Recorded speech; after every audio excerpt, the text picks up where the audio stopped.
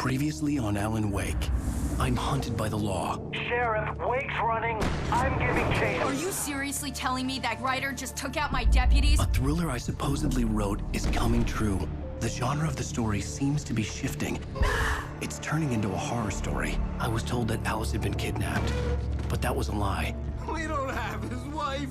We don't know where she is. Her purported kidnapper was eaten up by the dark presence before it attacked me.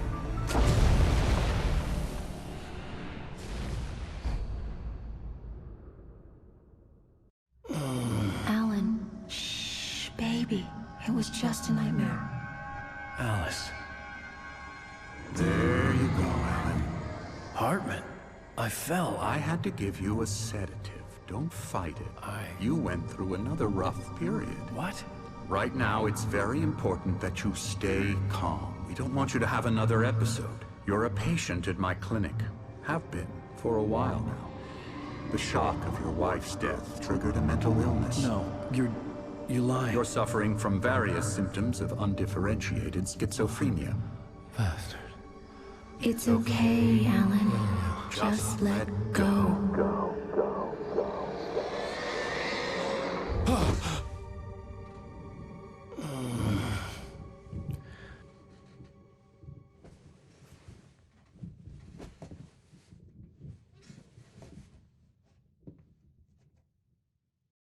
I felt groggy. Whatever Hartman had bumped in me was making me numb. I felt like this was happening to someone else. Someone I was watching on television. I couldn't think. Couldn't focus. There were only empty sheets of paper here. No manuscript pages. The door was locked. I was a prisoner here.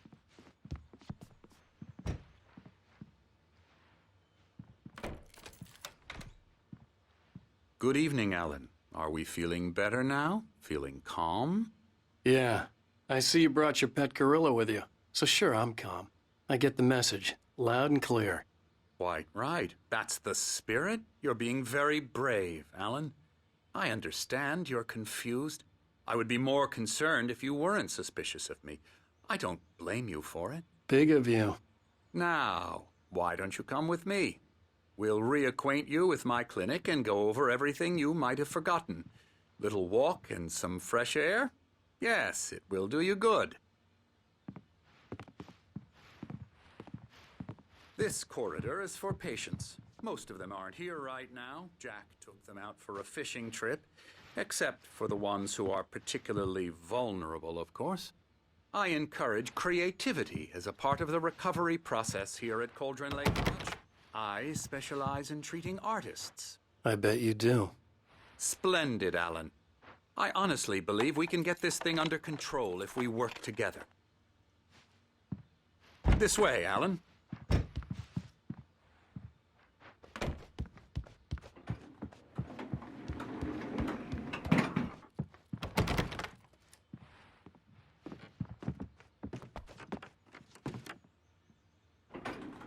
Now, Alan, from past experience with you, I know I need to get right into the heart of the matter as quickly as I can after an episode. So I'm just going to say this. Alice is dead. No. You're in a very vulnerable state until you understand and accept this. Alice drowned, and you couldn't face that. You're suffering from hallucinations, paranoid delusions, unusual thinking, an obsession about light and darkness, a feeling that everything revolves around you, your thoughts and dreams. Your mind has constructed an elaborate fantasy scenario in which your writings are affecting reality. She has been kidnapped and supernatural forces of darkness are trying to stop you. We go this way, Alan. I wasn't ready for another shot, so I went along with it. He had to be lying. But under the influence of the drug he had given me, I had to fight not to believe his words.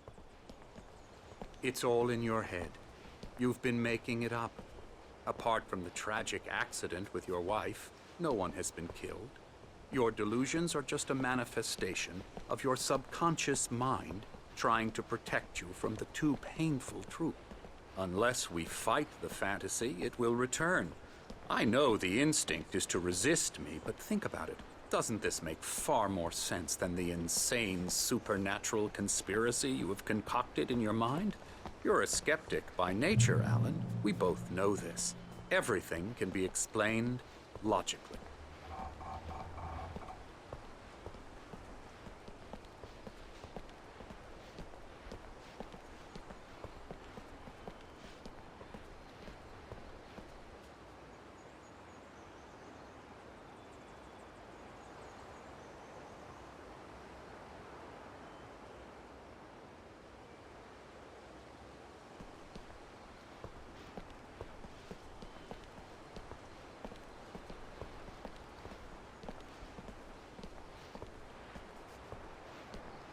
I never get tired of this view.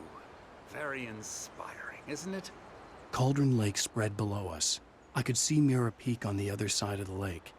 I thought I could make out the spot where Diver's Isle had been when I arrived with Alice. Now there was nothing but waves. It seems there's a storm coming. Funny, I don't recall there being a mention of that in the weather forecast. Well, no matter. This way. Follow me. Alan, what I'm telling you is good news. Right now, we're in control. Every time you have a relapse, it gets more and more difficult to resurface from the dark depths of your imagination. Not surprising, considering your profession. Imagination is what you work with. After all your nightmares, this should come as an immense relief to you. If it doesn't, why is that? Because I'm lying? Or because you don't want to admit that you're not well? It's very natural for you to think of me as your enemy. It's part of the illness. I let him talk. After all, Hartman I'm the obviously one loved trying his to bring own you voice. out of the world His you've words constructed echoed for madly yourself. inside my head. But I can't I dug do my it nails by into the myself. palms of my hands to stay You focused. need to work with me. Once you accept that, we can begin the journey towards your recovery. Come along. Let's go inside.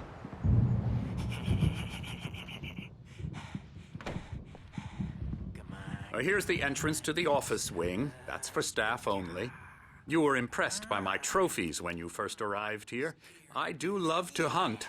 The great outdoors, man versus nature. It's wonderful stuff. Pretty damn wonderful, yeah.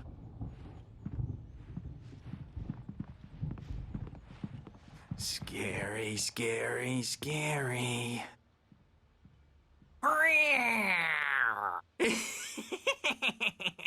Emerson.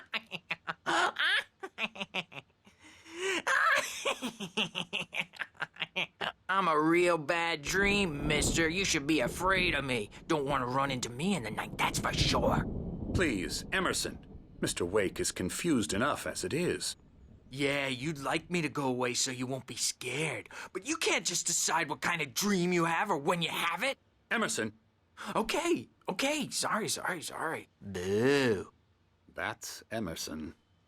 We're actually making some progress with him, I'm happy to say. He works on video Elbow games. strike. Ooh, It's yeah. trash, of course, but it does involve Get some him to the head. small creative effort, which makes him receptive to my therapeutic methods. No kidding.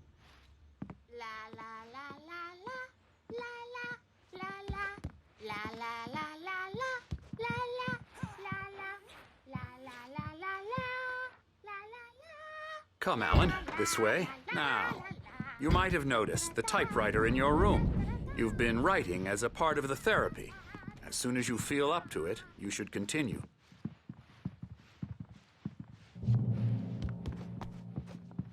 My rheumatism is killing me. There's a storm coming. Oh, what a storm. I hope it wipes this place off the face of the earth. And these two are the Anderson brothers, Odin and Tor. They had how should I put this? A heavy metal band in the 70s and 80s called Old Gods of Asgard. They even adopted new first names to complete the image of Viking gods. After the band broke up, they lived on a farm nearby. They are, well, in advanced stages of dementia. They're well cared for, TLC and all that. There's nothing more that can be done. I'm afraid that the rock and roll lifestyle has left its mark. Oh, that won't do. I'm so sorry to cut this short for now, Alan. The power has been acting up. I'd better go check on it. We'll continue this soon. Meanwhile, when you feel up to it, return to your room and try to write. It really is for the best. Don't you think? I'd like to bash his head in with a hammer. Oh, he'd love to fish out our secrets, but he has no clue. He's not crazy enough. Not crazy like us, Sonny. Yeah! Being crazy's a requirement, Sonny. Who else could understand the world when it's like this? It takes crazy to know crazy. That's the sanest thing I've heard in a while. Zane! You're all right, Tom. Hey, we like him, don't we, bro? He's got to go to the farm. The Anderson Farm. Valhalla! We wrote it all down, lest we forget. A crash course. All you need to know to get your head right. You need to find the message. Here, Sonny, here's something for you. Gave me a rash, but I kept it safe from these bastards.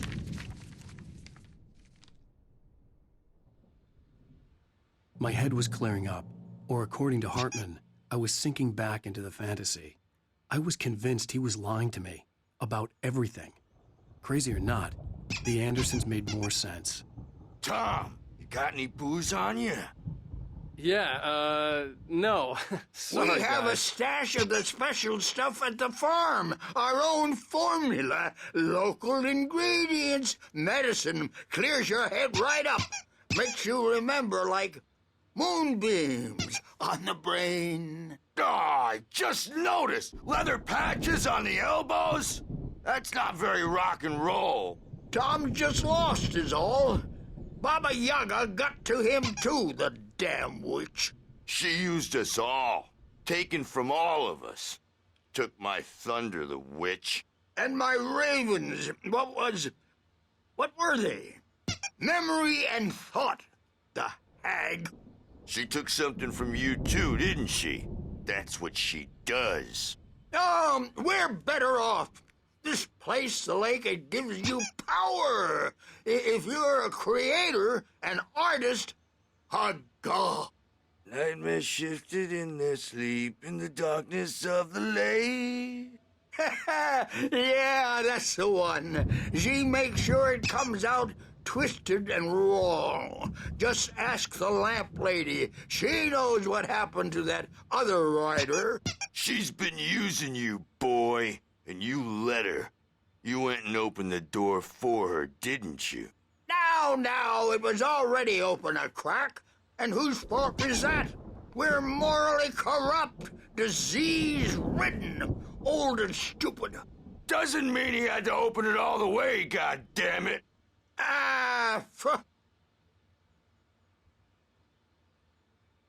So tired. Built the farm close to the lake. A place of power. We had parties there, man. You should go there and have a party. That Bob Balder threw the amp through the window. Hit that hippie chick in the back of the head. 15 stitches and a concussion. Bob's dead now. Leukemia. Stitches, snitches, and narcs, man. Bad scene. I am tired, man. So tired.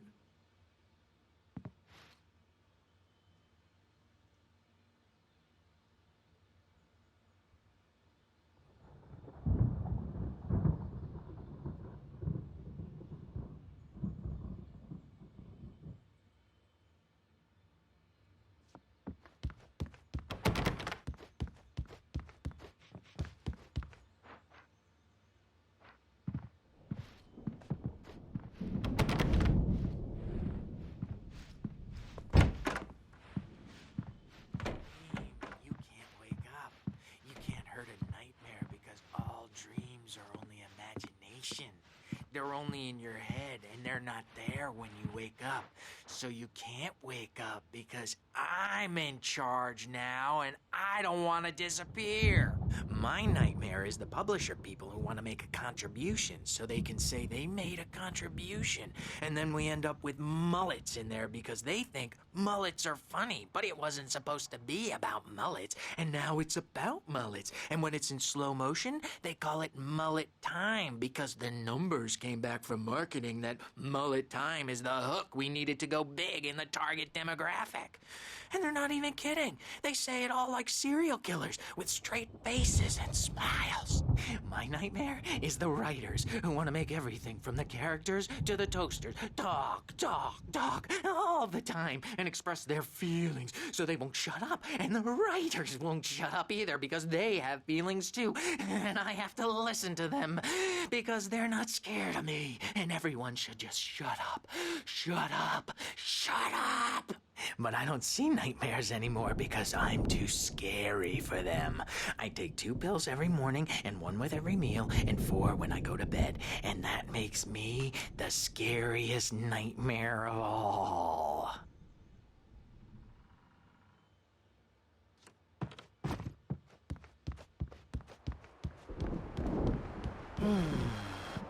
Oh, hello.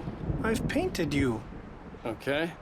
I was just struck by inspiration a couple of days ago. Dr. Hartman wanted me to paint landscapes, and that's what I was doing. But now I've been doing these things, a lot of them. The images just keep coming. Dr. Hartman likes them. He has them in his office. Yeah?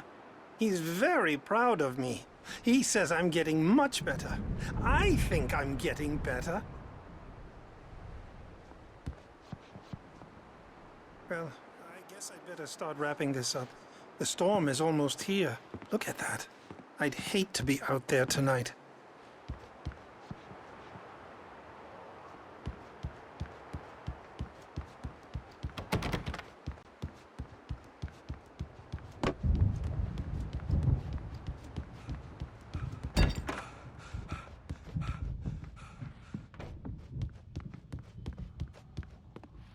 Hey, Wake, why don't you humor Dr. Hartman and give the writing a shot, huh? Typewriter's in your room. You can get to your room by those stairs, Wake. The doors were locked. Hartman and the nurses would have keys, but there was no way to get my hands on them.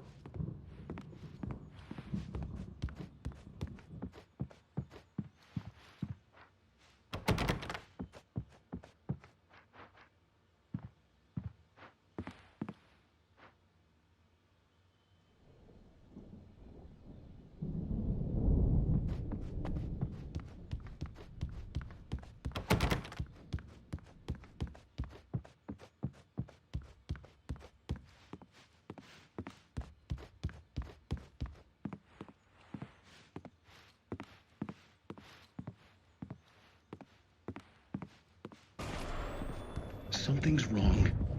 I'm not myself. It's hard to think that there's a shadow inside my head. I can only focus on writing. Everything else is a blur. I'm trapped in this cabin. Have been for days, but it's always dark outside. My editor is real. I saw her again. She's not human. It's not human. A dark presence is wearing the old woman's face. She was covered in clinging shadows. There's a hole in her chest where her heart should be. I think I've made a horrible mistake. I don't think I'm any closer to saving Alice. It's been lying to me, using me to get the story it wants, and the story will come true. Hartman wanted me to write. I knew I couldn't, but I figured I should just play along for now. It was the only thing I could do with Nurse Birch watching me like a hawk.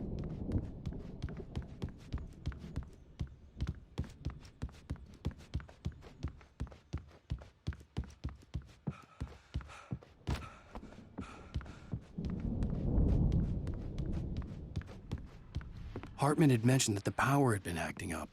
Maybe that was the reason for the generator and the work light on the balcony.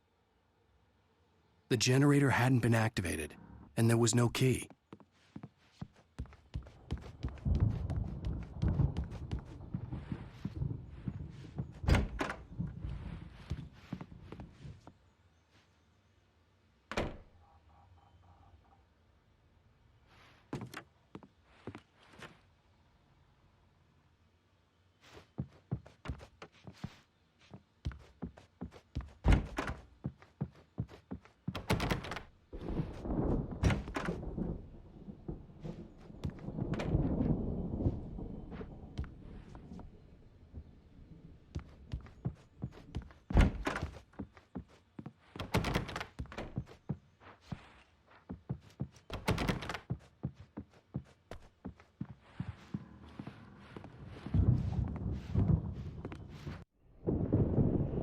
The white glare of the blank page in front of me hurt my eyes. My hands began to shake uncontrollably. Everybody, calm down. Put that down. Bert, I need help. Hey, Wake, you stay here. I'm gonna go see what's up. You just keep doing what you're doing. Be cool, okay?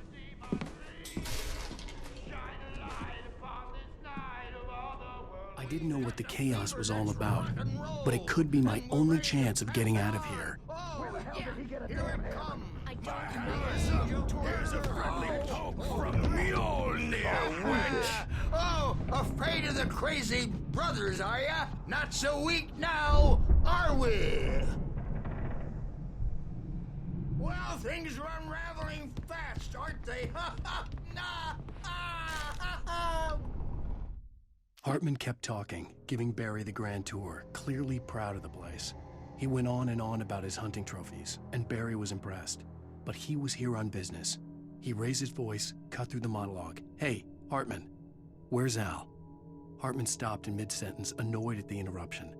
He nodded at the hulking orderly standing nearby. The man smiled and clapped a practiced hand on Barry's shoulder.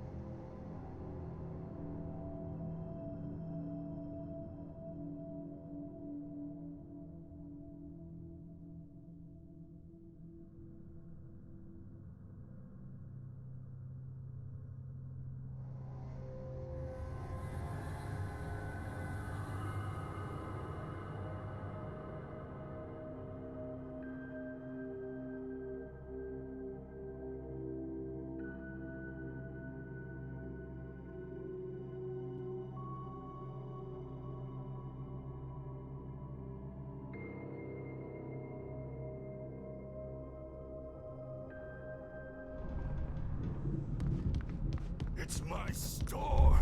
I'm taking it. Sinclair looked bad. That wasn't a love tap. The crazy old fart hit her hard. And if she was one of Hartman's goons, she had it coming.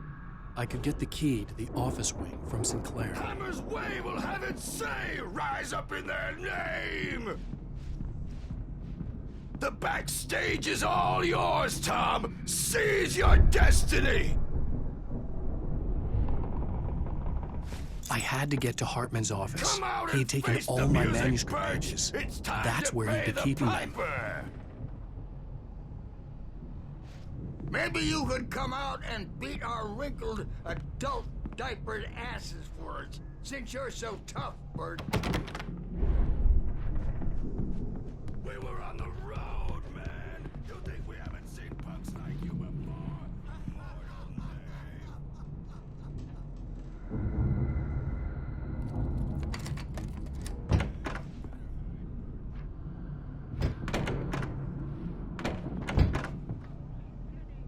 The photo on the wall caught my attention. In it, the clinic staff was standing outside the lodge. I knew the man next to Hartman. He was the kidnapper. Hartman had been playing me all along. The markings on the tape said they were recordings Hartman had made of the sessions with his patients. I saw Alice's name on one of them. For a moment, I couldn't breathe right. Now, Mrs. Wake, can you tell me about Alan's problems? He's more and more out of control all the time. The parties, he's so angry all the time. He's getting violent. Do you mean with you? No, not with me. No, never.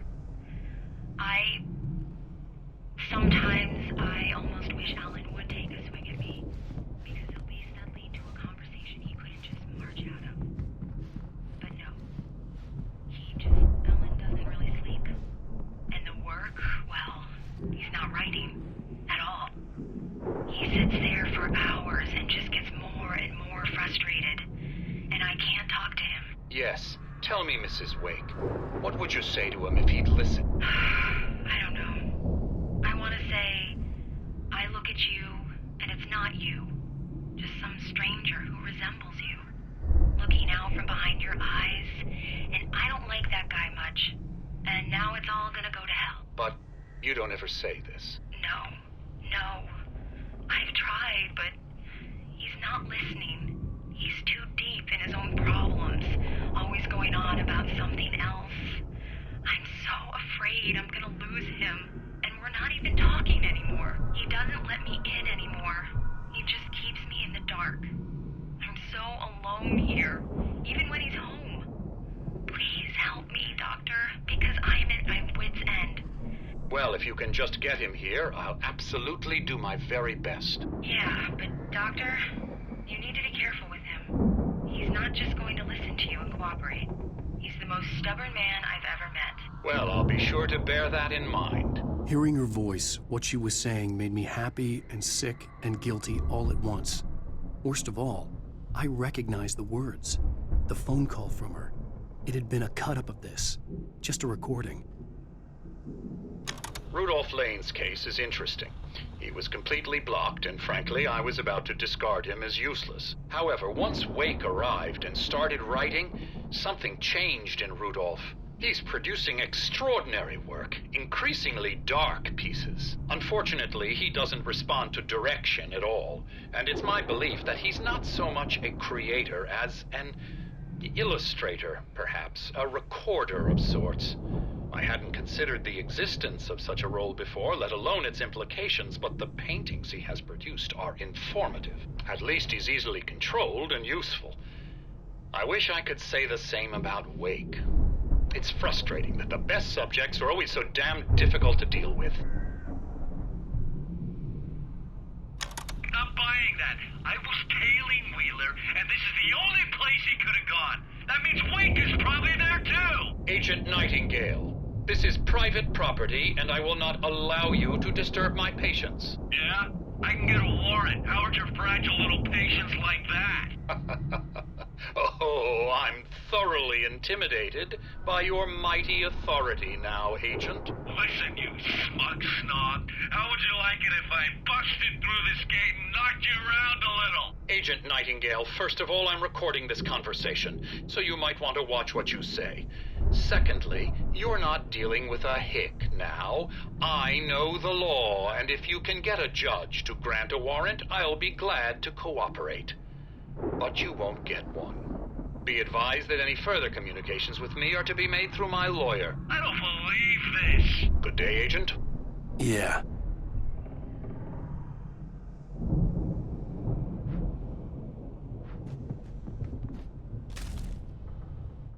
Hartman wasn't happy. Maude could see it in his eyes. He quickly lowered his own. He had made a mess of it, and he knew it. The shame of failure was hard to bear. He hadn't expected Wake to say he needed more time, and he blurted out 2 days, less than Wake had asked for to show him who was in charge. But that wasn't part of Hartman's plan.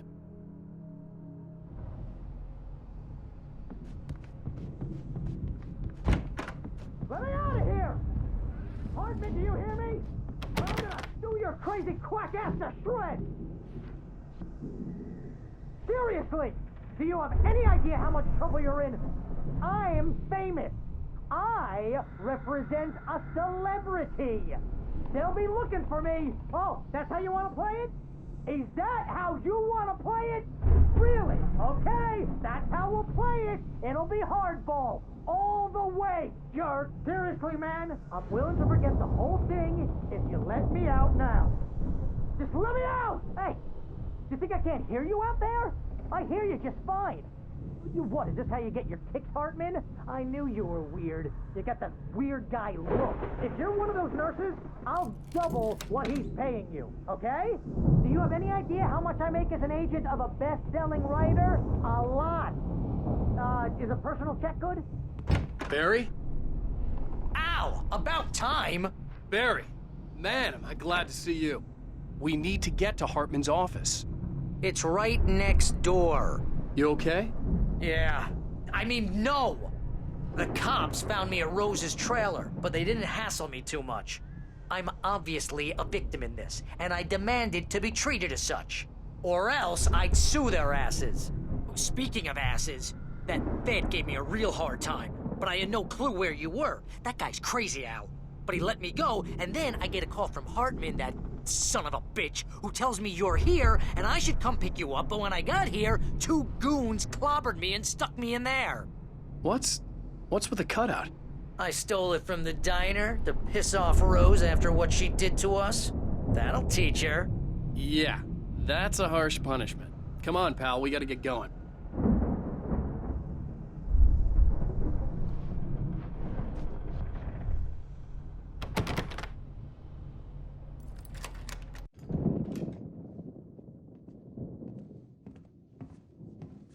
These were all the pages I had on me. And more.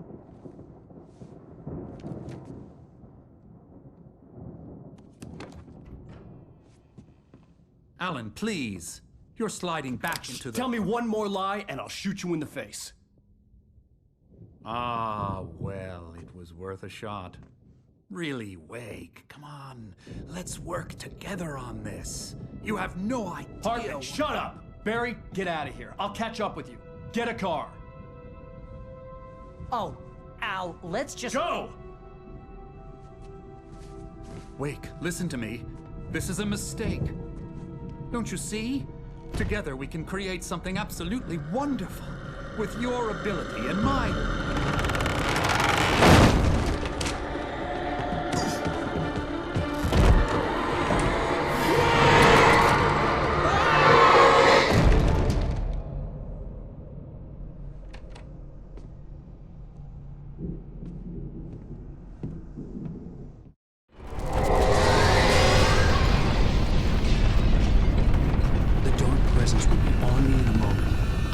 Find a way out.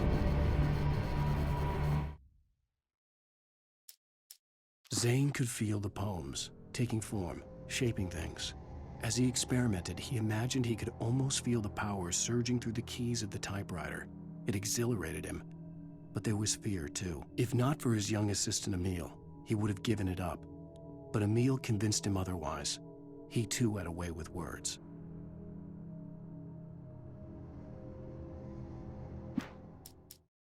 Hartman followed the fall of Alan Wake with his binoculars. When the rider hit the water, he ordered Jack to take the boat to him. The spot was easy to see in the dark, even with all the extra lights in the boat. The flare floated and kept burning even in the water. Jack turned the radio louder as the engine sputtered. The music was rough and clanking, something the Anderson brothers would no doubt have enjoyed. But Hartman chose to ignore it. Wake was finally within his reach.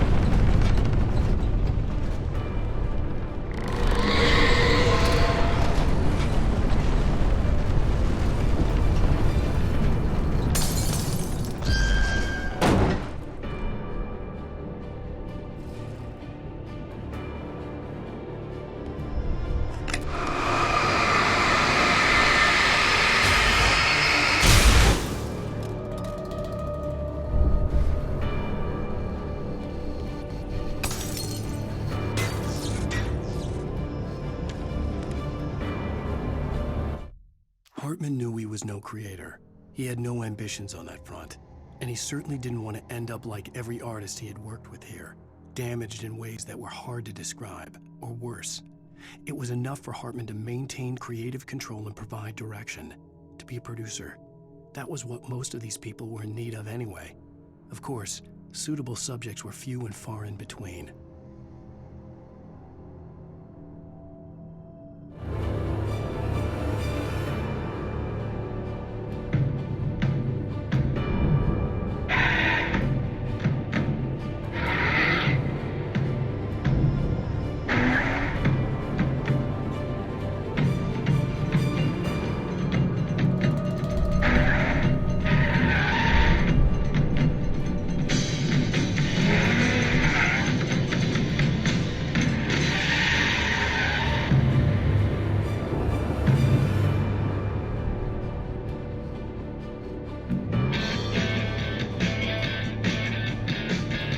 Want access to thousands of applications? Verizon Wireless has you covered. Check out the latest games. Discover new music and old favorites. Social networking, sports scores, news. It's all at your fingertips. No matter what you're into, Verizon Wireless can satisfy your never-ending appetite for apps. Check out VCast apps and load up your phone.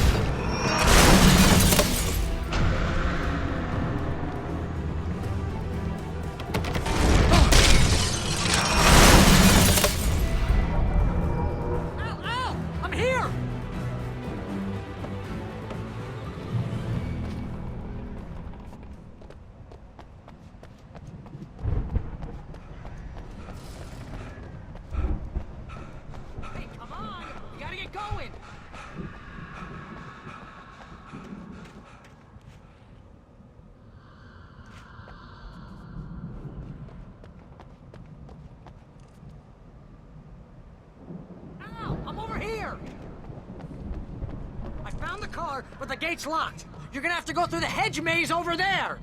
Barry, I don't have a light. Take this, Al. Oh, God! Look at the house!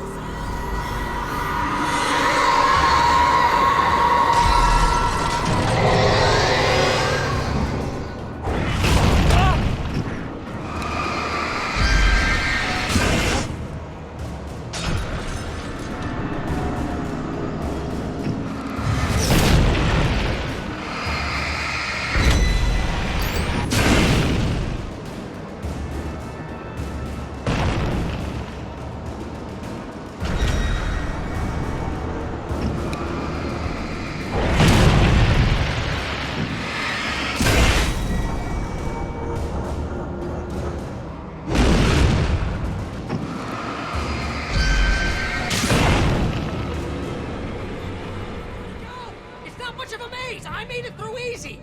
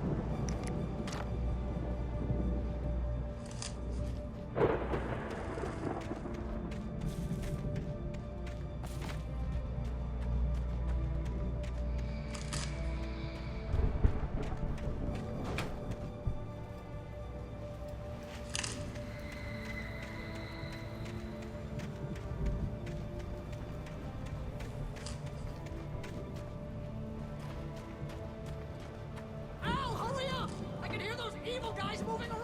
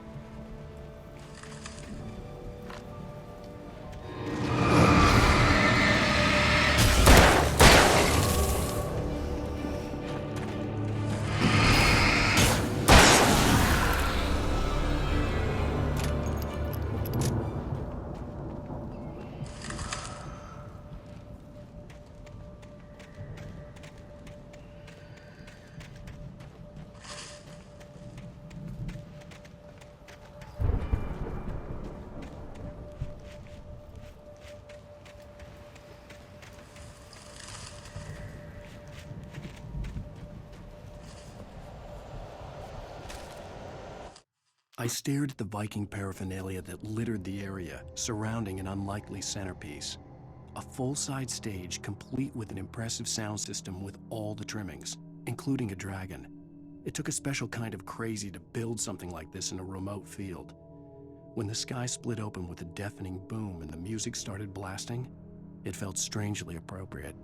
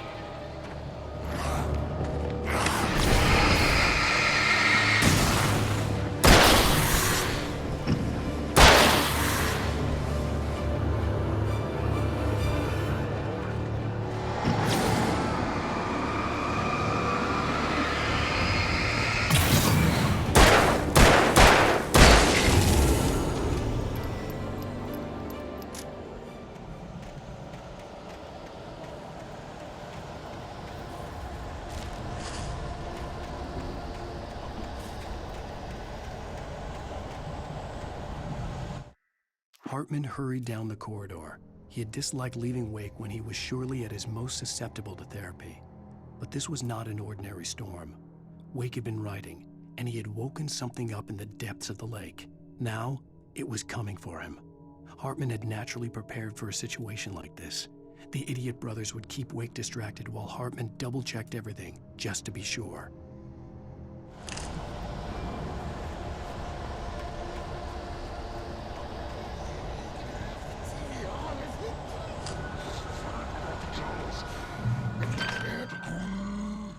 Channel. We'll turn it off.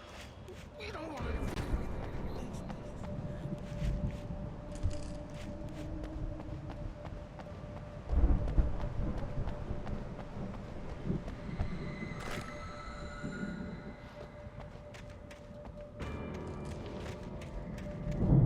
You get 2 pills in the morning, and then you'll be nice and calm all day long. You get 3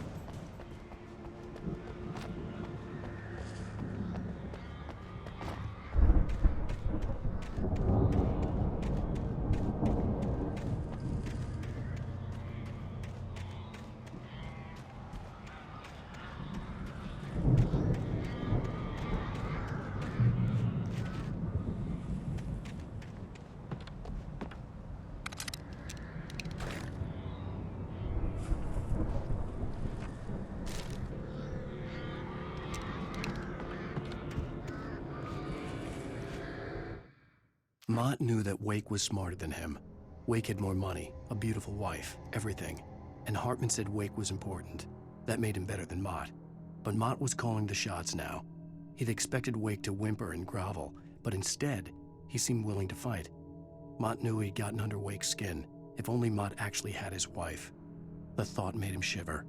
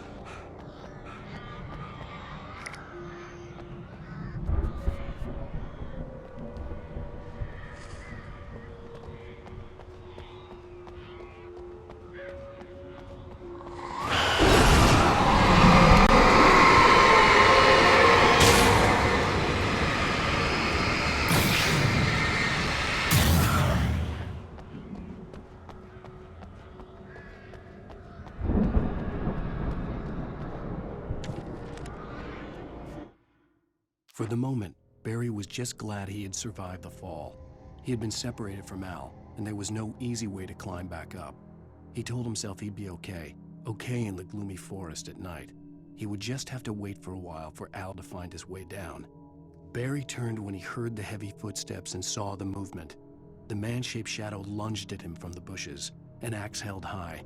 Barry screamed and threw up his hand. The world exploded.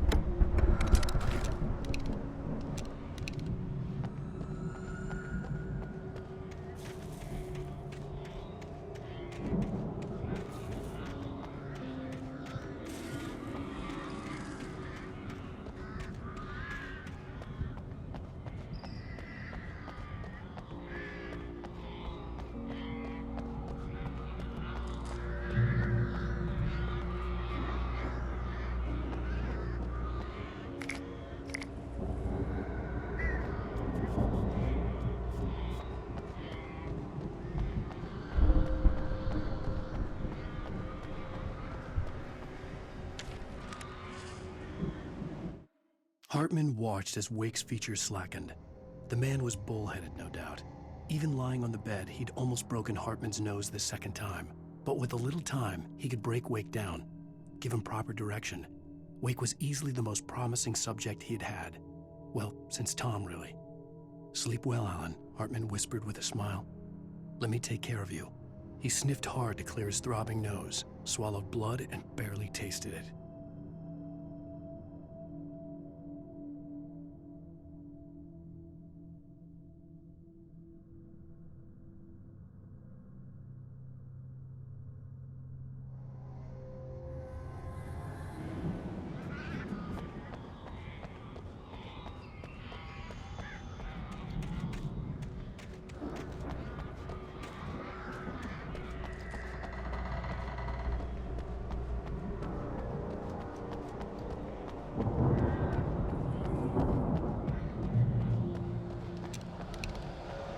Al! You're alive! Let's get out of here. Can you open this gate? Maybe. Barry! Well, I slammed it shut when the nasty showed up, and the key fits kinda loose in the lock, so,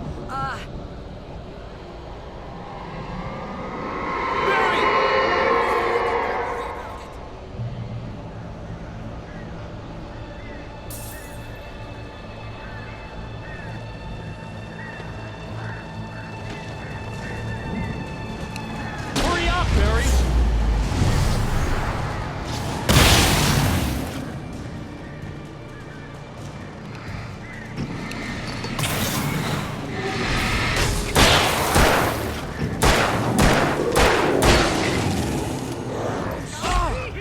Just hang on, Al!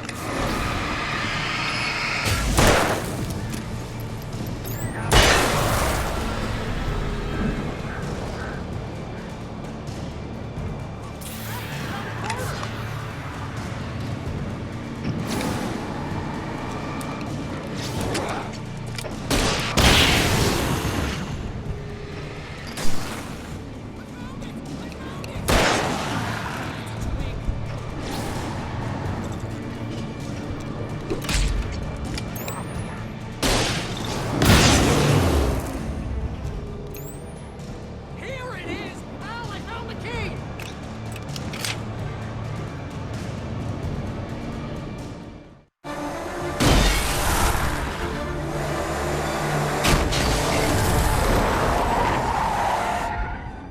Al, please tell me we're headed for the nearest "You're now leaving Bright Falls. Come back soon" sign. We're going to the Anderson farm. I knew you were gonna say something like that. You know what? You owe me big time for this. When this is through, if we make it, I don't care what anybody says, I'm done with darkness. You're gonna buy me a tanning bed as a gift, and I'm gonna live in it.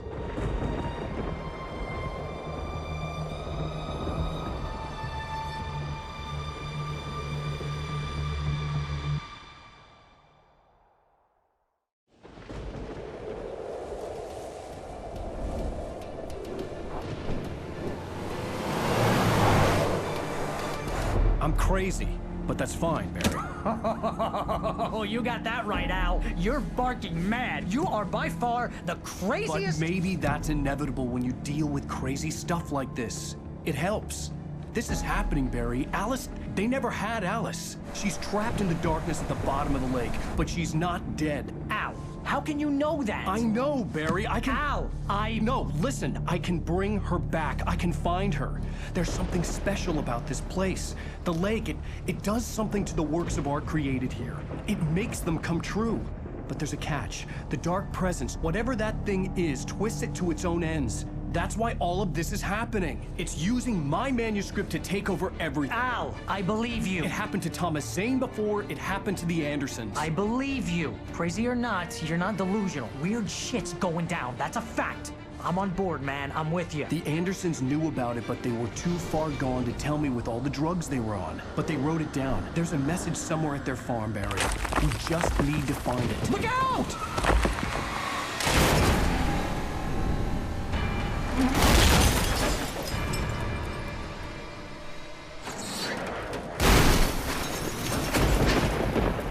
Al!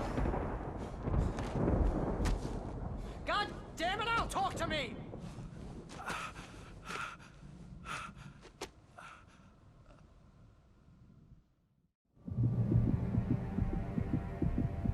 I had lost my gun in the crash. Barry was nowhere to be seen.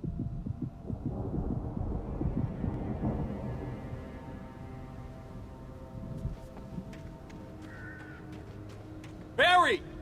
Barry! Oh, man, you're okay! Jeez, it's good to hear your voice! I was trying to get out of the car, but the ground gave way. Man, what a drop! Don't worry, your cutout is fine. Forget that! Are you okay? I hit some bushes, didn't get a scratch. There's no way you can climb down, though. It's like a sheer wall.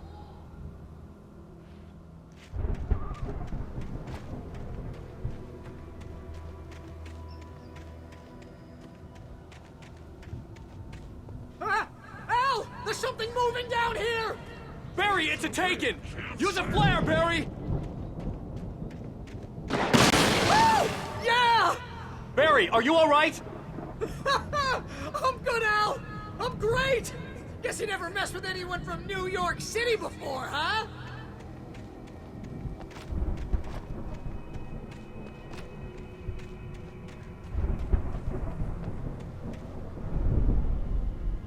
You're gonna have to find your way around to the farm, Al! I'll be waiting! Barry, just wait for me, okay? Al! I'm not staying here! It's suicide! I'm going to the farm! I'm gonna go ahead and secure the area! You can catch up! Don't worry about it! I'm on the case! Now he's Rambo. This would turn into a disaster if I didn't catch up with Barry.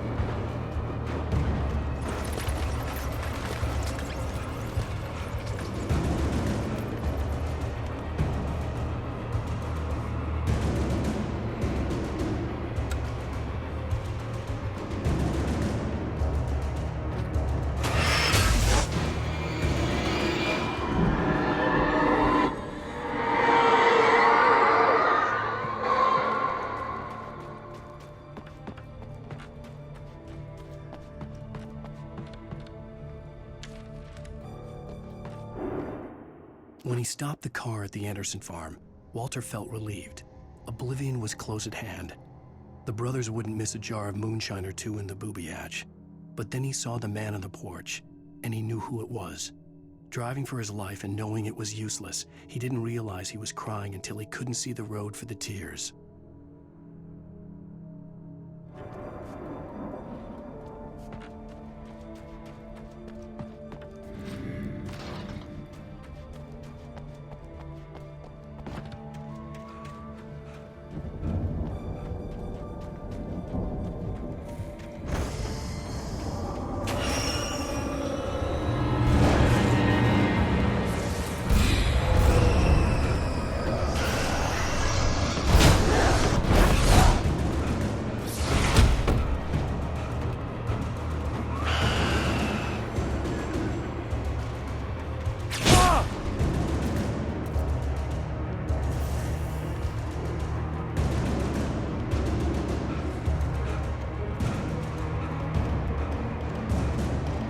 Shadows crawled over the gate. I needed a light to destroy them to get through.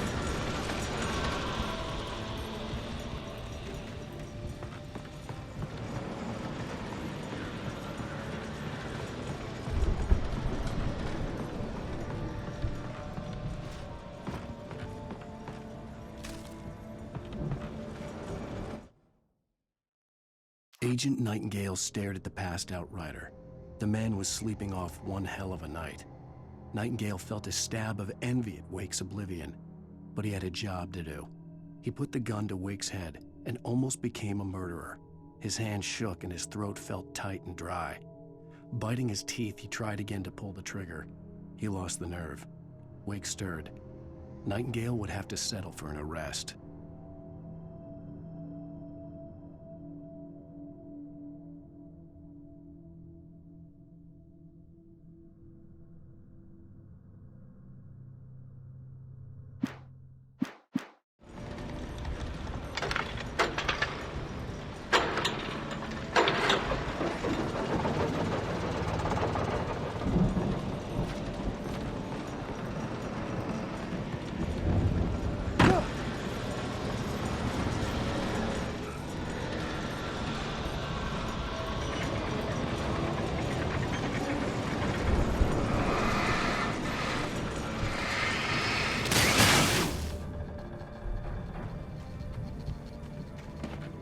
I could sense the movement in the woods ahead. Facing the enemy without a weapon was dangerous, but I had no choice.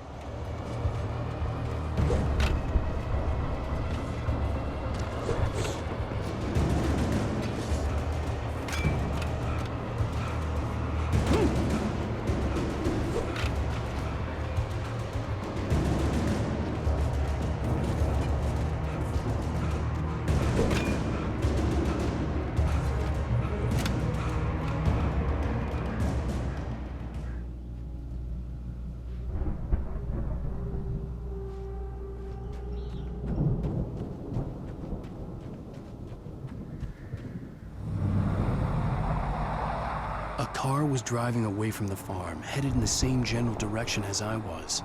For all I knew, it was Barry, caught in the consequences of leaping before looking.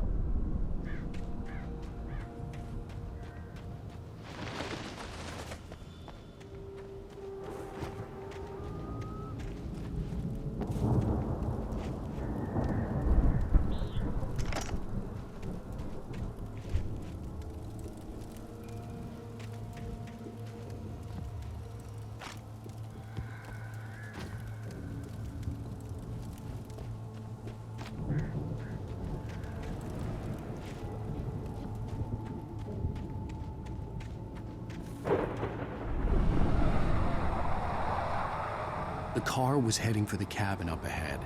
It wasn't far. If it was Barry, I would see the damage soon.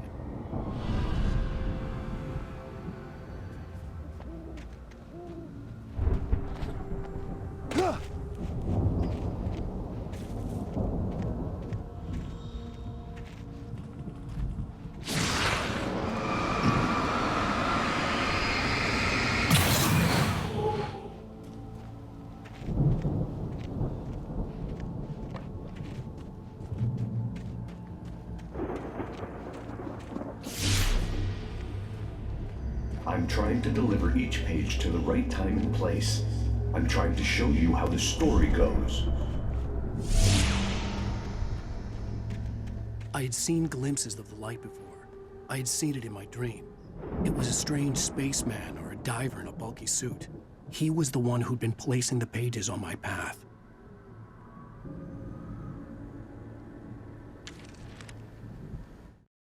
The dark presence followed the choreography laid out to it in the manuscript, growing stronger and stronger, moving like a storm from one scene of destruction to the next. But it was still bound to follow the story and chained to the dark place it came from. When the story reached the end it longed for, it would finally be free.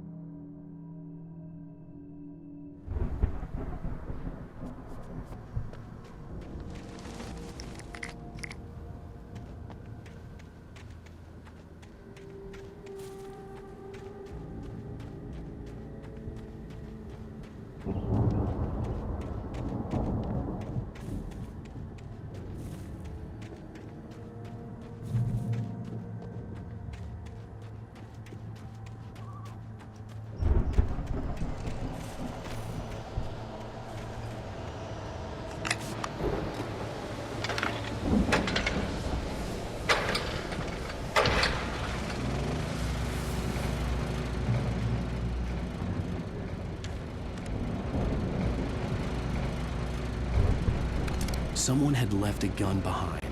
Now I had a fighting chance of reaching the farm.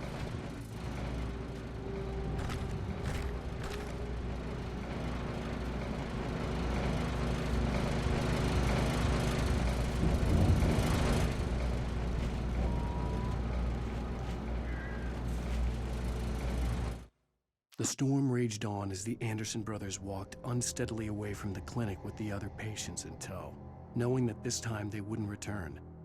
The darkness around them seethed with horrors, but Tor and Odin were unafraid.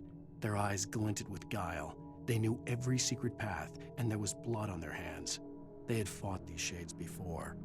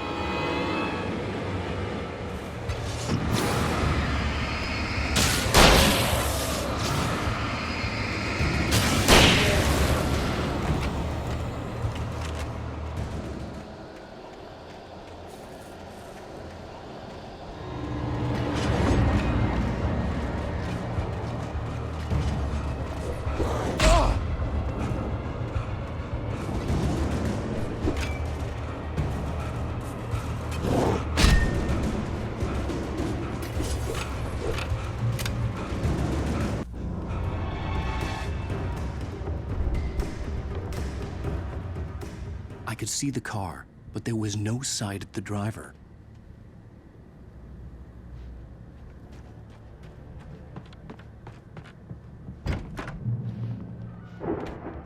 Hello? Anybody here? Barry! No! Danny, you're not! Please!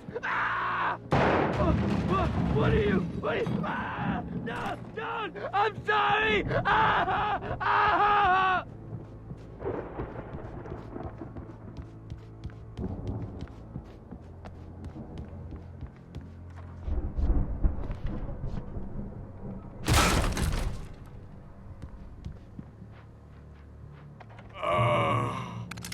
I know you.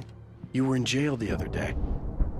I went to the farm again for the moonshine, you know? It makes you see. They're not gonna miss it. They're in the loony bin. But my buddy, Danny, I lost him. Something's gone wrong with him. It's not him. Like a real bad follow-up to a real good movie. The best friend's suddenly the bad guy. Who wrote this crap anyway?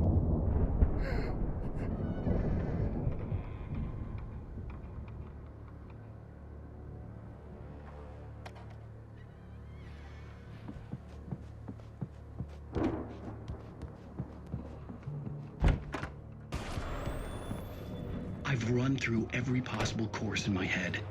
If I continue like the Dark Presence wants me to, the story I'm writing won't save Alice. It's a horror story, and it's going to kill her, and me, and everybody in this town. No one will survive. Darkness will consume everything. This is what it's wanted all along. It will be free, unstoppable. It used Alice to get to me, dangled her in front of me to keep me going. It was never going to release her. I'm going to change this. I'll escape. I've written myself into the story. I'm now the protagonist. This feels like a terrible risk, but it's the only way to save Alice. I'll be bound by the events of the story just as much as anyone else who's been woven into it. The story must stay true for this to work. There have to be victims along the way, near escapes, cliffhangers. In a horror story, it can't be certain that the hero will succeed or even survive. He almost has to die.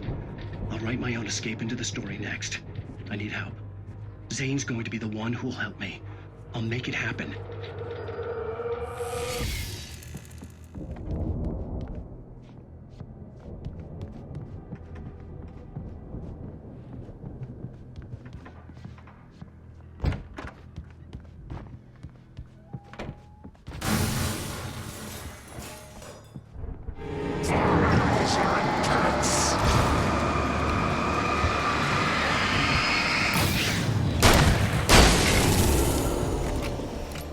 this?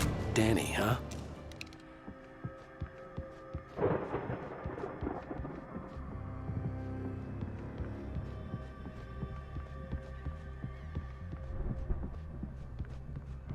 The front door was locked.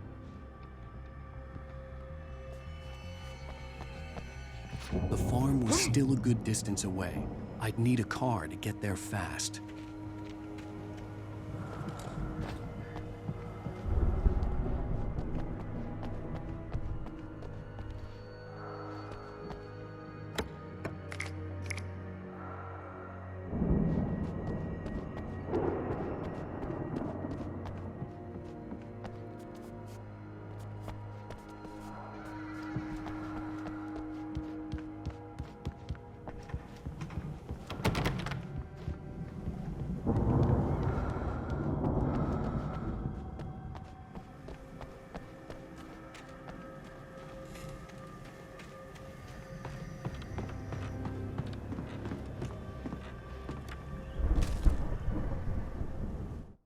For a moment, Hartman considered strangling the idiot.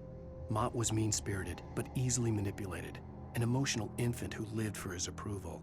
Wake, by contrast, was a far more difficult subject. Mott had given him too much leash. In 2 days, who knew what could happen? Hartman would have to find a way to rein him in, and quickly.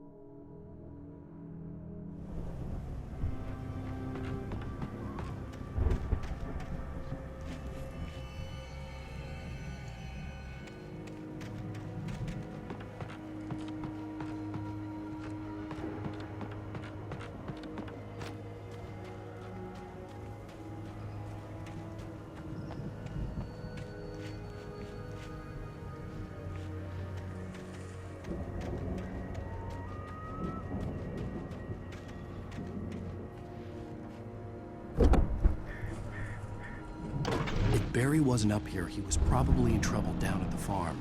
For a moment, I felt bad for doubting him. After all, I'd made it this far myself. But Barry was Barry.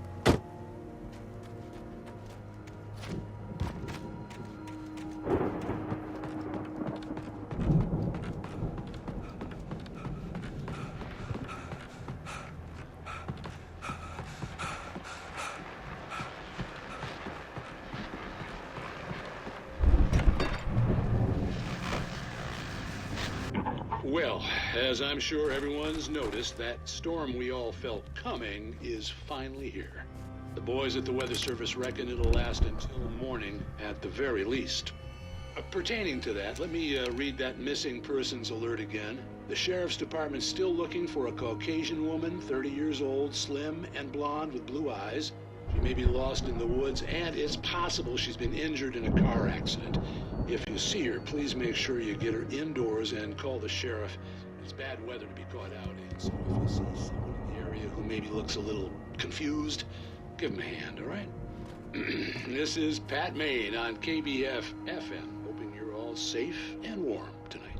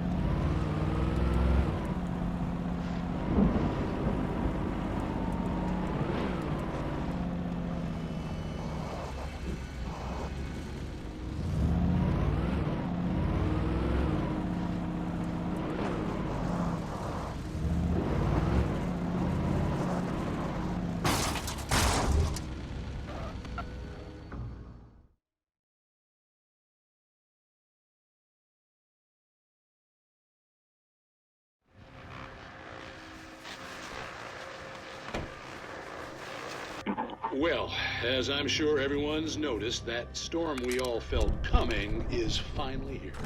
The boys at the Weather Service reckon it'll last until morning at the very least. Pertaining to that, let me read that missing persons alert again. The Sheriff's Department's still looking for a Caucasian woman, 30 years old, slim and blonde with blue eyes, maybe lost in the woods, and it's possible she's been injured in a car accident.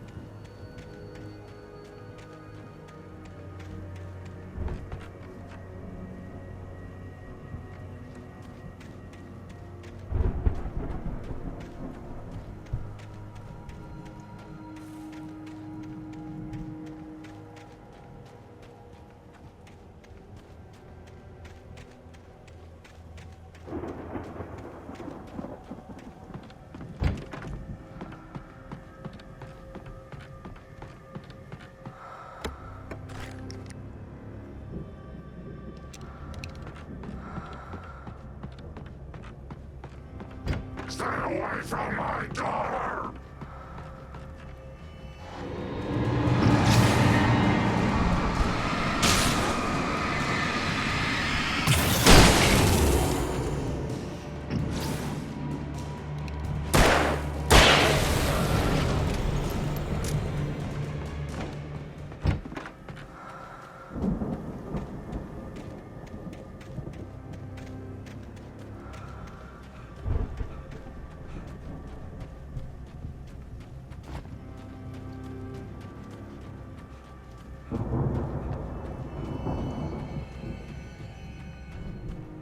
I'd known the brothers used to be some kind of rock stars, but it hadn't really sunk in until I saw the stage.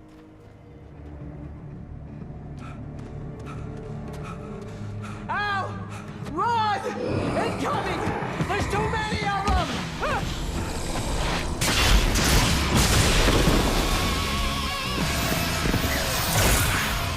God damn!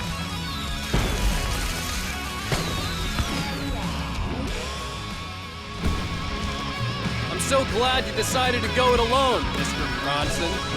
Shut up and shoot! Al! We have to fight them all!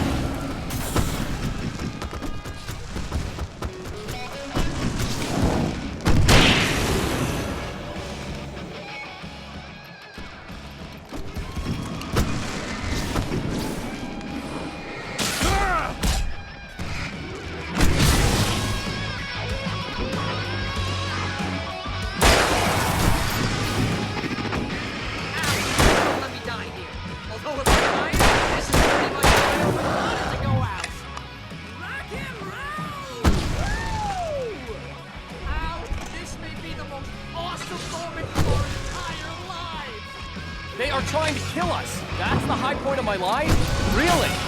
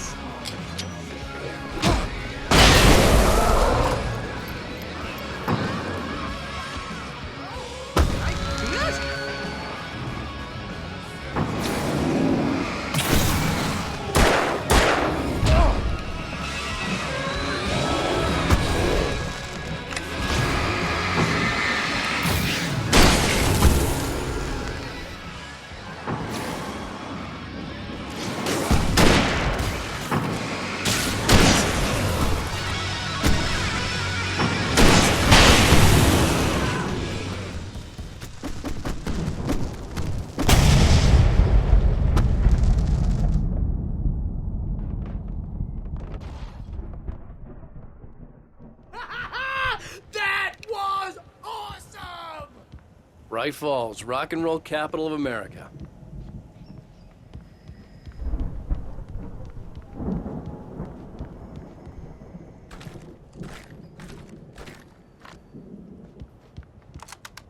Hey, Al! This way to the farm!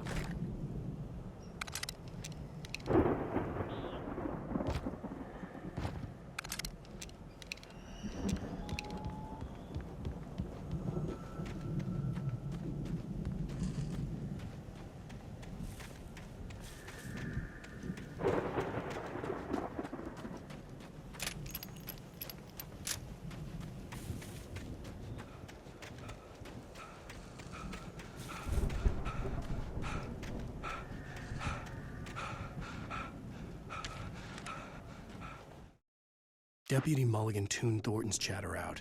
He didn't think riders were particularly useful people, and a huge manhunt for one struck him as idiotic. Certainly not worth the missed opportunity for coffee and pie. It wasn't even clear what the man had done, except run from them at the trailer park. Mulligan knew he wasn't alone. The sheriff's patience with the Fed was running out.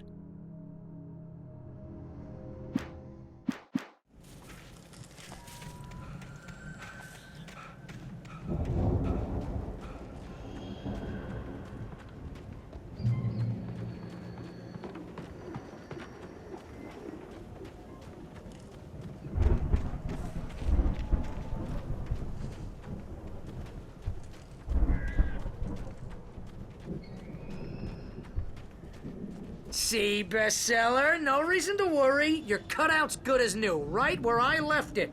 I'll come back for it once we have the place secured. Yeah, that's been my biggest worry all this time. We need to get this thing moved out of the way. This is as far as I got before they ambushed me.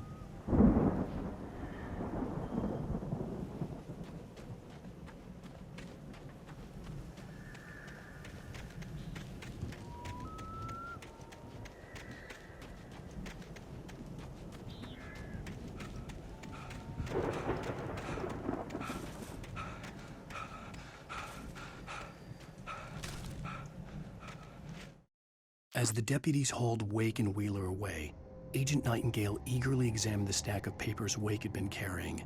It was incomplete, a collection of random pages, but there was enough. He saw his own name in there, among others. His hands shook with emotion. Finally, it was proof. He had been right all along.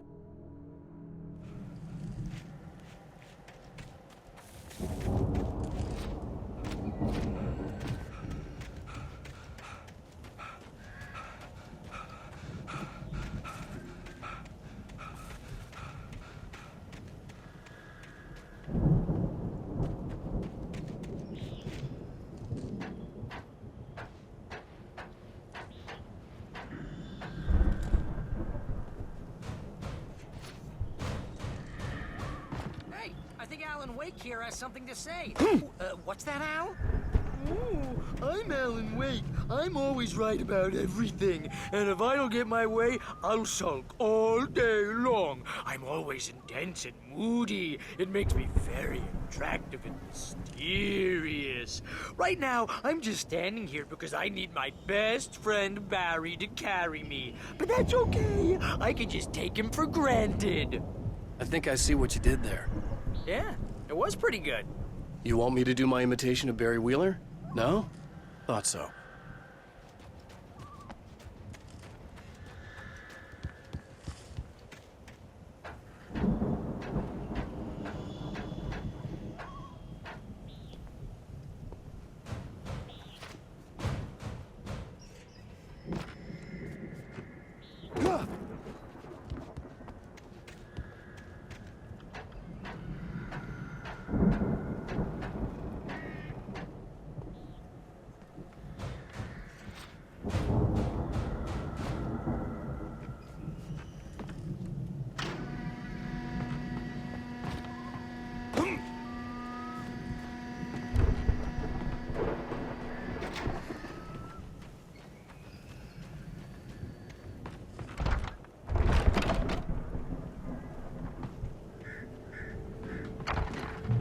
Wow! You look at that thing, Al! They really went all out with this Viking crap, didn't they? Look at all this stuff. They must have done okay for themselves, so how come I never heard of these guys before? And this from the guy who learned about Ozzy Osbourne through reality TV?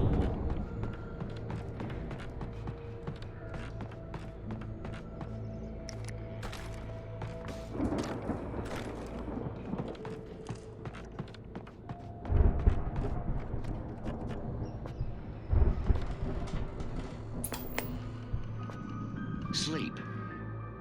We all spend a third of our Night dreams in Springs. soft Man, embrace, brings somewhere back between memories. fantasy Hey, and remember when I oblivion. got you that gig? Your But first dreams real and writing life job. forcing What got you themselves into started? waking life, Oh, is this one of your or episodes? vice versa. In Night Springs. Tonight's episode: The Dream of Dreams. That's by someone else. We join Mr. Jones as he explores the endless dreamscape, only to be brought to a sudden stop by a decidedly mundane situation. A long line of people.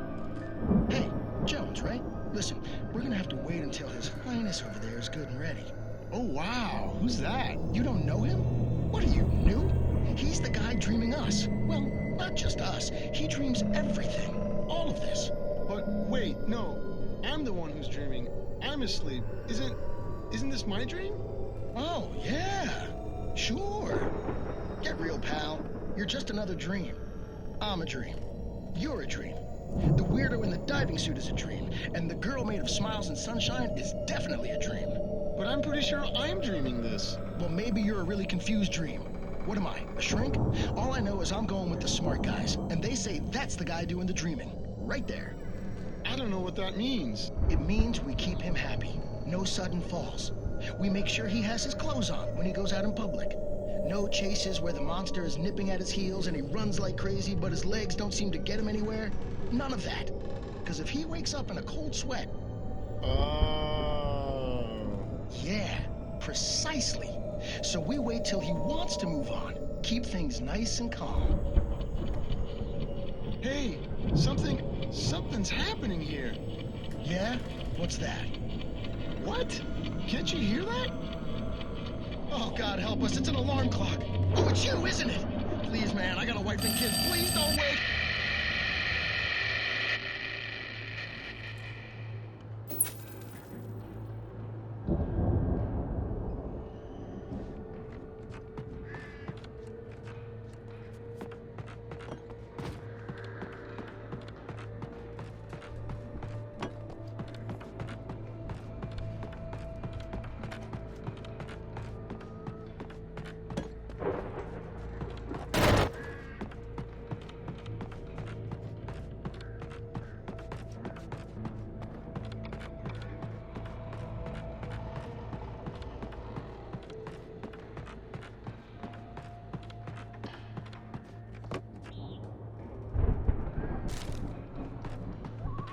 The Viking boat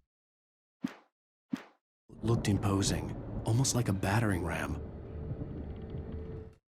It's 1976. Madness reigns at the Anderson farm.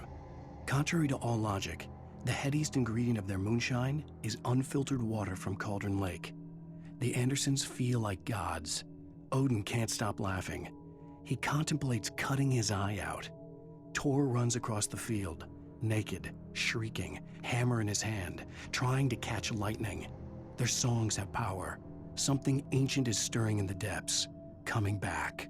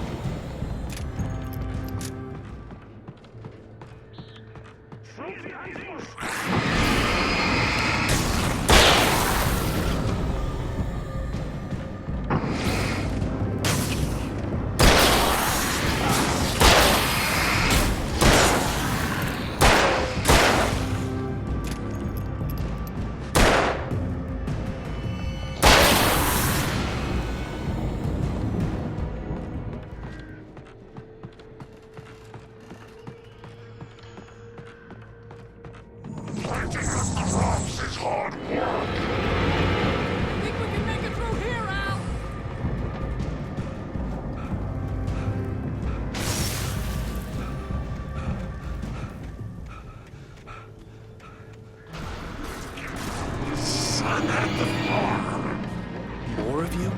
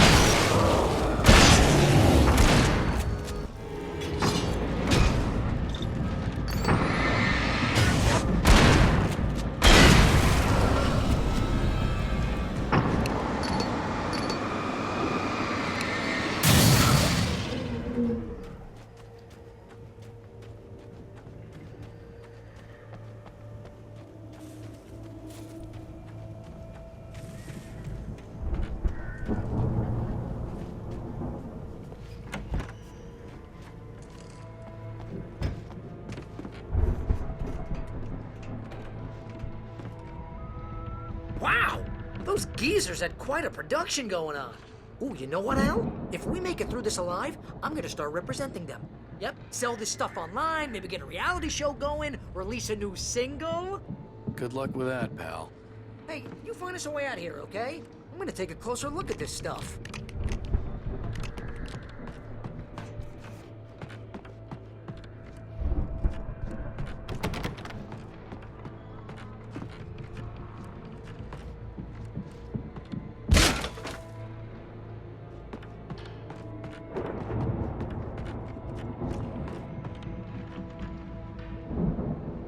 Be careful, Al!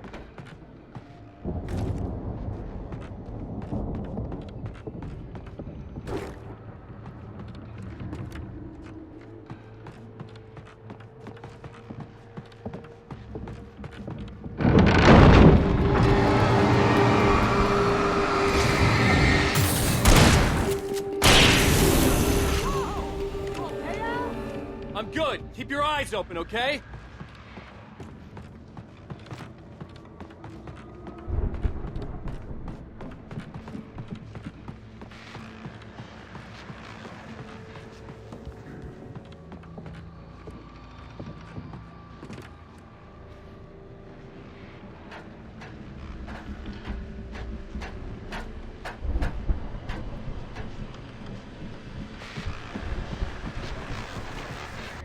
As you regular listeners know, I tend to work through the night, but I'm not the only one.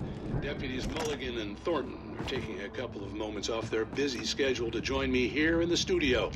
Boys, how busy are you now? Deerfest is almost here, isn't it? I bet that keeps you in business. Pretty busy, yeah. Actually, Pat, we've been real busy with other stuff, which concerns an ongoing investigation. We can't talk about that, Thornton. I wasn't gonna say anything. I was just saying we got, other irons to fry. And how would you compare your workload to last year's? Things have seemed relatively peaceful to me, but people do tend to get a little wild this time of year. Oh, it's wild, Pat. It's pretty wild. There's been all sorts of trouble this year. Vandalism, fighting, public disturbances. A lot of people gone missing, too. Yeah, it's pretty much the usual stuff, Pat. Just, a lot more of it. Now, is it just me, or does Deerfest get wilder every year? People seem to be more drunk, at least, or they start earlier and younger. Oh, it's definitely not just you, Pat, but... Definitely, Pat. Hey, I'm talking here, Thornton. Oh, shoot, I lost my train of thought. Not just me. Oh, yeah, it's wilder, Pat, but actually most of the trouble seems to be coming from grown men. People who ought to know better, Kids are doing fine this year. Well, that's nice to hear at least. Boys, I want to thank you for stopping by. I'll let you get back to your patrol. Sure thing, Pat. Yeah, sure thing, Pat.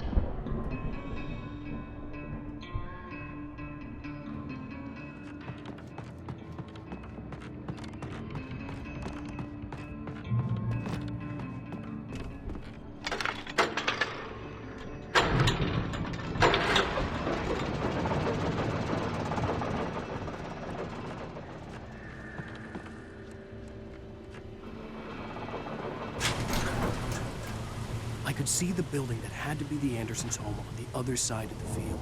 It wasn't far now. I wasn't worried about trusting the ramblings of two burned-out geriatric wrecks. They had the goods.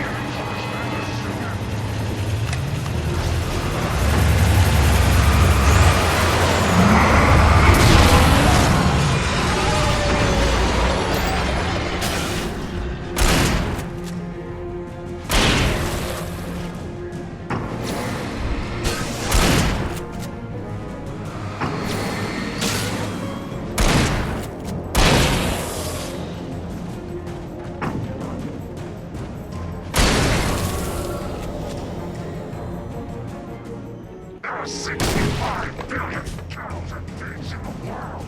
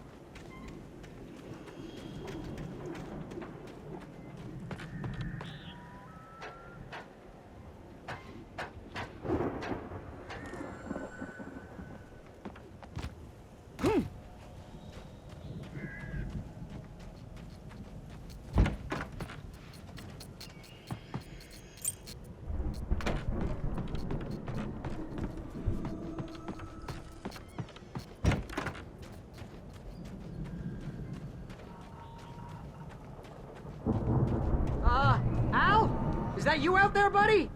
Yeah, it's me. Hang on. Hey, let's go, man.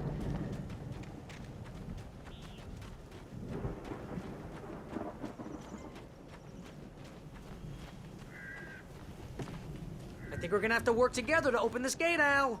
Looks pretty heavy. Ah! Hey, I think that's the farm on the other side of the field. We're almost there.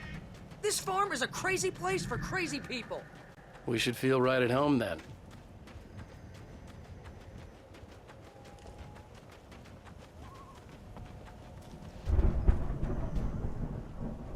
Come on, one more gate. Let's do this thing.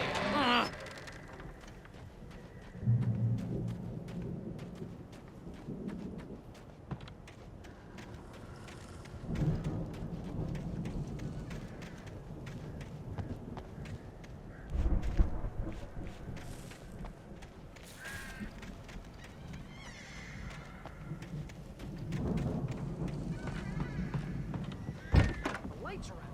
I guess we better check the fuse box.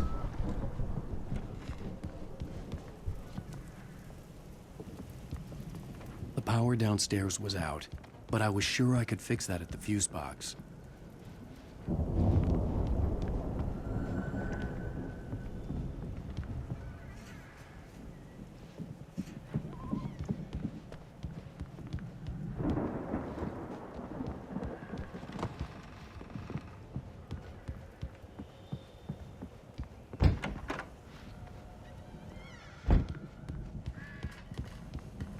You know, this place looks kind of lived in. I thought the Andersons were in the booby hatch. Yeah, I don't think they keep too close an eye on them at the clinic. They seem to slip away a lot so they can get wasted. Kidding? Those guys sound awesome.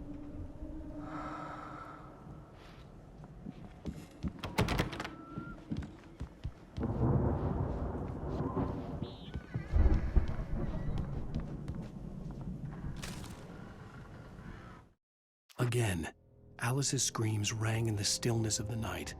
I saw myself run toward the cabin, flashlight in my hand. I followed my past self.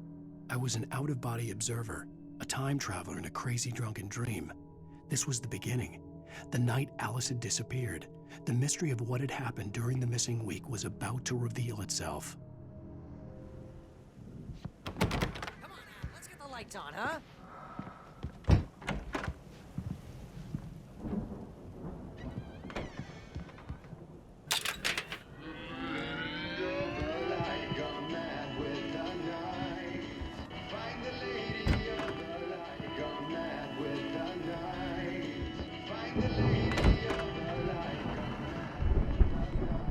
Can you hear that, Al? Music? Of course. We need to find where it's coming from. That's the message the Andersons talked about. That's the whole reason we're here. Lady of the Light? Oh, that's gotta be what's-her-face, the crazy lamp lady from the town. Cynthia Weaver. Right. Must be.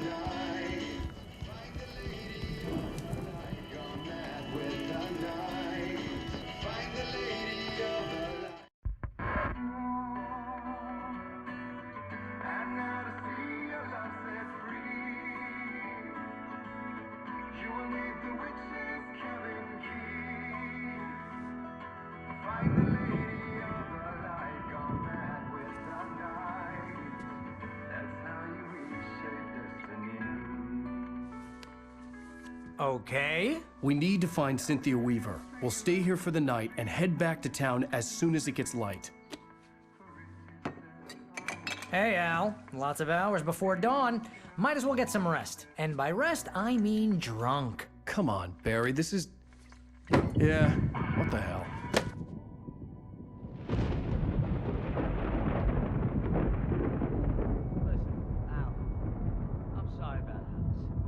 Seriously, because I know we don't get along, but we're gonna find her, right? And even though you're a crazy bastard, I'm gonna stick by you, no matter what, ever, Al. Sure, like a brother. I'm a writer, goddammit. Correct. If I just wanted to, I could write 10 books a year. And they'd be the best books that year. No, you couldn't. That's right, I couldn't. But I could, because I'm a writer. What? What do they put in this stuff? I feel like my brain is coming out of my nose. I'm gonna get the recipe off those coots and be a booze millionaire. I just miss her, Barry. I just want her here with me. I know, Al. I know. It's gonna be okay. We're gonna make it okay, man.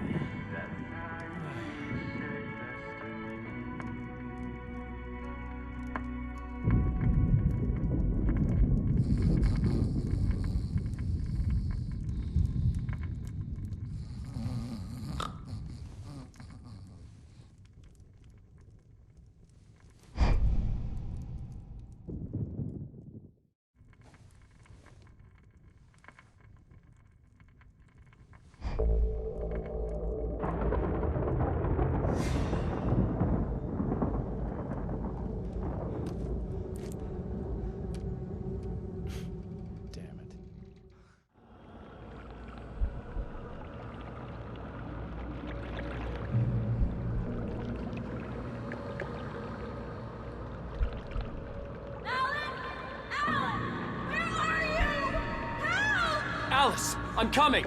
It's all right! I'm coming! It was a crazy, drunken dream, and yet it was more than that. It was the truth, a suppressed memory unearthed by the Andersons' moonshine. I was there, an out-of-body observer. This was the night Alice and I had arrived at Bright Falls, the night Alice had disappeared. I had a chance to find out what had happened. Whatever power had brought me back to this night at the lake was also stopping me from leaving. I had no choice but to see it through, to find out what had happened.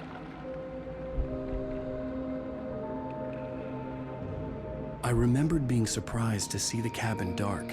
Alice would have never turned the lights off.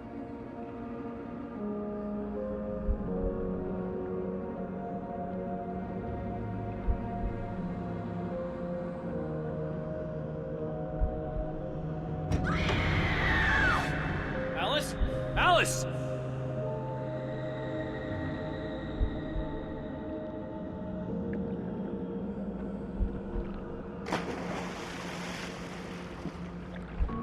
I remembered thinking I caught a glimpse of her form underwater, sinking into the darkness. Diving after her was the last vague memory I had of that night. After that, the next thing I could remember was waking up behind the wheel of the crashed car and finding the first pages of the manuscript.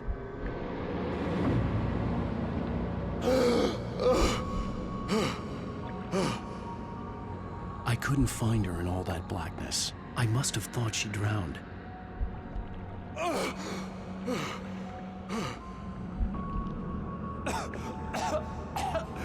Alice! Jagger had Alice, and so she had me. Alice!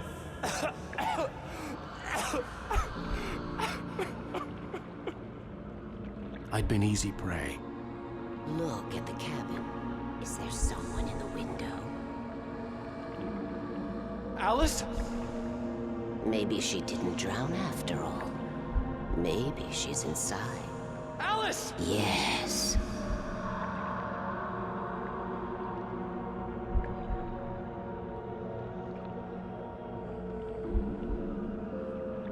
The dark presence had touched me. She had dug her nails into my brain and used me, made me her puppet.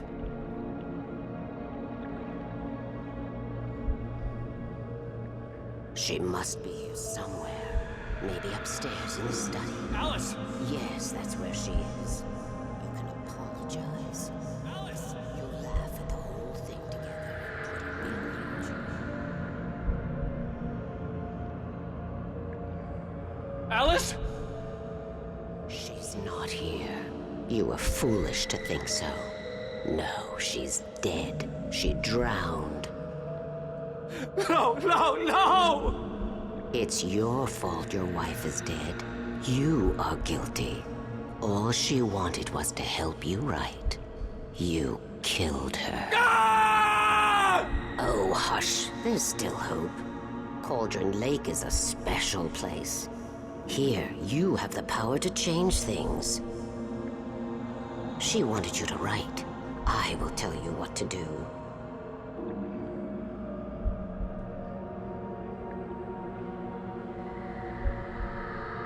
You can write her back.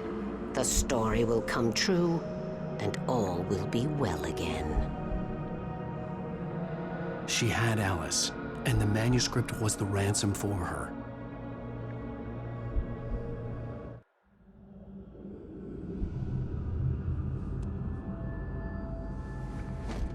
Yes.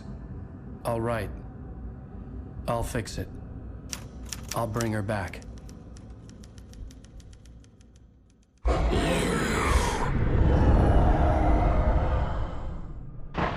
No. I wrote it. I remembered it all now. In the dark, I'd written for days, a week, almost a complete manuscript of a novel entitled Departure. Jagger had been my editor, whispering in my ear, making sure that the unfolding story would make her more and more powerful. I thought I was saving Alice. Even with the cobwebs she put in my head, some part of me had been aware enough to write my escape into the story, to bring a light into the cabin to release me before I could finish, to interrupt the horror story before the ending, where darkness consumed everything and everyone. Zane was weak and far away, but I had written him into the story, and his light had been enough to set me free. It isn't here now.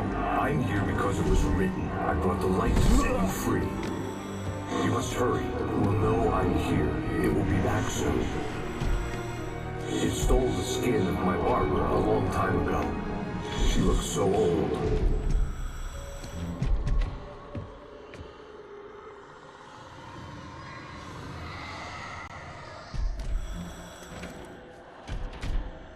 I had woken up, confused and groggy, my mind consumed by darkness and fear. All I could do was to escape.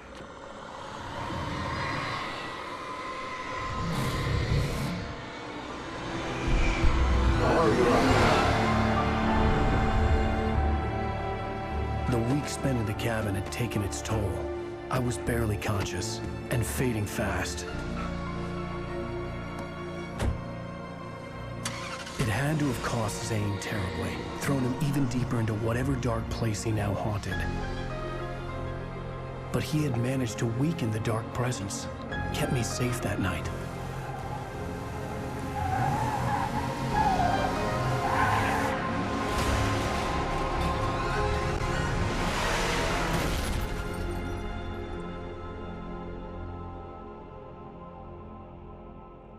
I wrote it.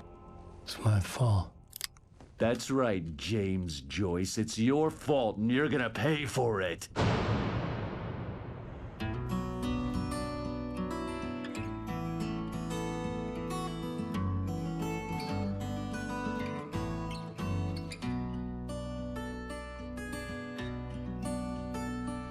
There's an old town road with mystery of Tom the poet and his muse, and a magic lake which gave a light to the words the poet used.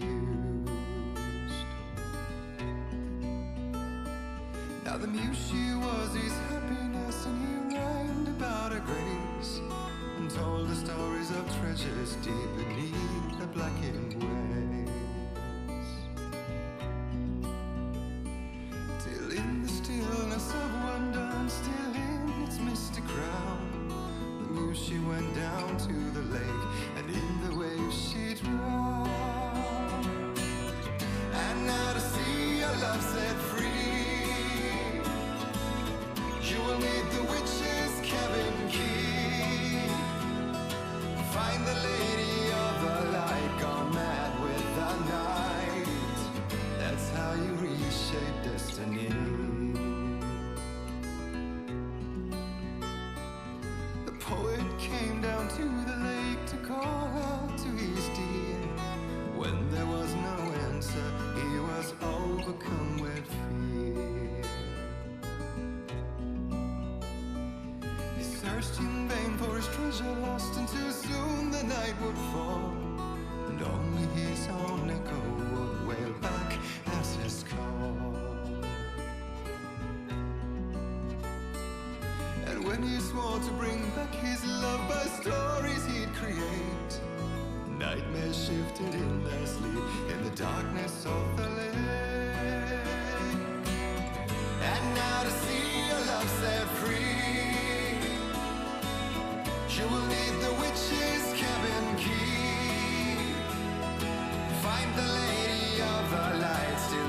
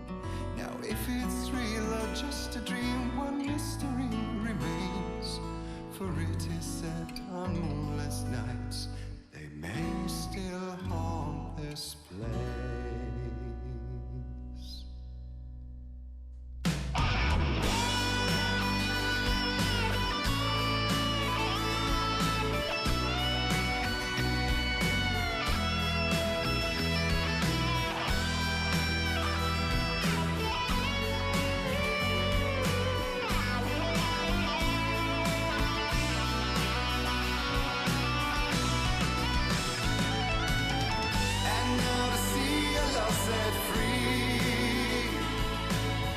You will need the witch's cabin key.